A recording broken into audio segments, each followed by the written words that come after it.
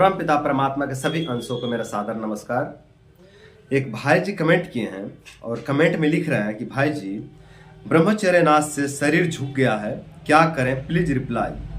मतलब भाई जी कह रहे हैं कि बहुत ज़्यादा ब्रह्मचर्य नाश किए हैं और बहुत ज़्यादा ब्रह्मचर्य नाश करने के कारण उनका जो शरीर है वो आगे की तरफ झुक गया है। मतलब उनका शरीर टेढ़ा हो गया है।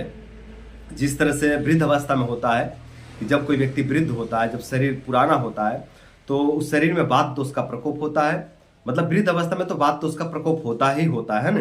तो उस वात दोष के प्रकोप होने के कारण शरीर जो है कि किसी एक साइड में झुक जाता है, विशेष करके ज़्यादा करके आगे की तरफ शरीर झुकता है। तो उसी तरह की समस्या भाई जी के साथ में हो रही है कि इनका शरीर आगे की तरफ झुक रहा है और वही पूछ रहे हैं कि क्या करें प्लीज रिप्लाई।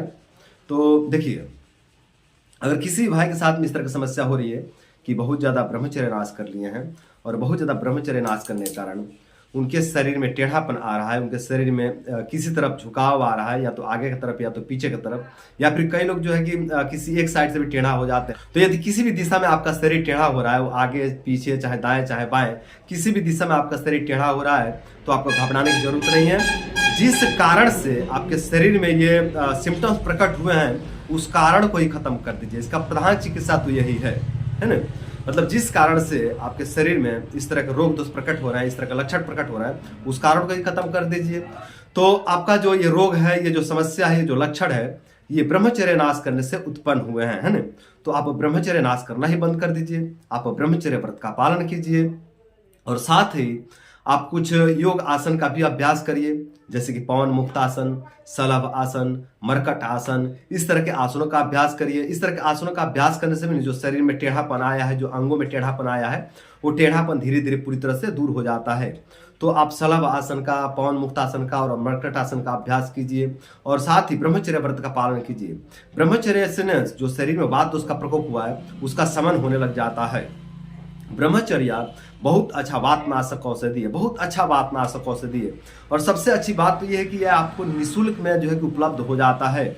इसके लिए पैसा लगाने की जरूरत नहीं, इसके लिए कहीं भागने की जरूरत नहीं है, आपको किसी डॉक्टर के पास जाने की जरूरत नहीं है, आपको किसी योगी के पास जाने की जरूरत नहीं है, कहीं भी भटकने की, कहीं भागने की जरूरत नहीं है। यह आपके पास है, प्रकृति ने आपको दे रखा है, परमात्मा ने आपको दे रखा है। बस जरूरत है इसकी रक्षा करने की, जरूरत है इसके पालन करने की। तो आप ब्रह्मचर्य का पालन कीजिए। देखिए, ब्रह्मचर्य पालन करने से केवल आपके शरीर का टेढ़ापन ही दूर नहीं होगा। ऐसा नहीं है कि केवल आपके शरीर का टेढ़ापन ही दूर होगा। आपके शरीर में जो भी विकृतियां आए हैं, आपके शरीर में जो भी रोग दोष आए हैं, वो सभी रोग दोष शमन होंगे ब्रह्मचर्य व्रत का पालन करने से। ब्रह्मचर्य का पालन करने से आपके शरीर में नए ऊर्जा का निर्माण होने लगता है, आपके शरीर में नए खून का जो है कि निर्माण होने लगता है। आपके जो भी ऑर्गन्स मर रहे हैं, जो भी ऑर्गन्स दुर्बल हो रहे हैं, उनको पुनः जो है कि नया जीवन मिल जाता है। और जो ऑर्गन्स पुराना हो रहे थे, जो जिन ऑर्गन्स का क्षय हो रहा था, उन ऑर्गन्स का पुनः जो है कि निर्माण होने लगता है, उनका पुनः पोषण होने लग जाता है। तो आप ब्रह्मचर्य का पालन कीजिए। जो भी आपके अंगों में, आपके चाहे किसी भी अंग में टेढ़ापन आया हो, वो दूर हो जाएगा। कई लोगों के हाथ में टेढ़ापन आ जाता है, कई लोगों के आंखों में टेढ़ापन आ जाता है, एक आंख छोटी एक आंख बड़ी हो जाती है। कई लोगों के जो है कि कमर में टेढ़ापन आ जाता है, कई लोग आगे की तरफ झुक जाते हैं, कई लोग पीछे की तरफ झुक जाते हैं, कई लोगों के पैरों में टेढ़ापन आ जाता है। तो अलग अलग व्यक्ति के अलग अलग अंगों में टेढ़ापन देखने को मिलता है। तो आप ज्यादा विचार ना करें, आपके शरीर के किसी भी अंग में टेढ़ापन आया है तो वो टेढ़ापन ब्रह्मचर्य से दूर हो जाएगा। और यदि ये टेढ़ापन ब्रह्मचर्य नाश से आया है तो यहाँ ब्रह्मचर्य ही काम करेगा। यहाँ दूसरी औषधियों का ज्यादा रोल नहीं है भाइयों। यहाँ अगर कोई आप औषधि लेते भी हैं, कोई रसायन औषधि लेते भी हैं, तो बहुत महंगी औषधियाँ पड़ेंगी आपको। स्वर्ण युक्त जो है कि दवाइयाँ आपको खानी होंगी, है ना। और ये दवाइयाँ काफ़ी महंगी पड़ती हैं, काफ़ी महंगी पड़ती हैं, है ना। सभी लोग इन औषधियों को नहीं ले पाएंगे, और यदि ले भी लेते हैं तो आप डाइजेस्ट नहीं कर पाएंगे। आपको डाइजेस्ट होगा क्या?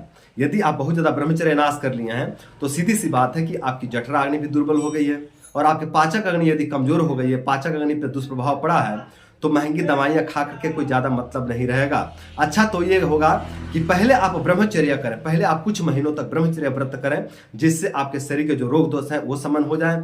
जो आपकी अग्नि बहुत ज़्यादा दुर्बल हो गई है उसमें थोड़ी सी जान आ जाए, उसके बाद आप कोई दवाई खाएं, है ना। या फिर हो सकता है कि आपको कोई दवाई ना खाना पड़े, बिना दवाई का ही आप रिकवर हो जाएं। तो आप चिंता ना करें, आप ब्रह्मचर्य का पालन करें, हल्के फुल्के योग आसनों का अभ्यास कीजिए। जो आपके शरीर में टेढ़ापन आया है, जो आपके शरीर में विकृति आया है, ये सभी विकृति धीरे धीरे पूरी तरह से शांत हो जाएंगे और आप रोग दोष से मुक्त हो जाएंगे और आपका जीवन सुंदर, सरल एवं सफल बन जाएगा।